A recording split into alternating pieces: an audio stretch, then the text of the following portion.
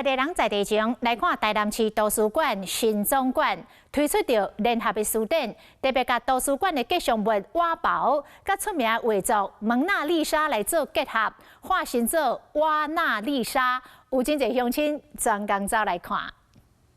伫咧迄热这段时间，台南市立图书馆新总馆联合和美术馆同齐举办展览，除了相关艺术的菜，毛展览各种文创商品，亲像水饺白菜，有时时角角的红白招花，现场有放珠宝盆。馆长杨福林讲，伫咧台南基美博物馆和高美馆毛展览印象派大师莫内等等的名画。那大家可以看到，我们这边的展示呢，也有很多像美术馆一样的这个复制画，然后我们也展出了许多跟美术相关的书籍。伫活动现场上特别是将市立图书馆上人气的好运红仔四卡宝，该古锥设计画作蒙娜丽莎，互大人囡仔拢感觉真卡哇伊，同齐来遮翕相留纪念。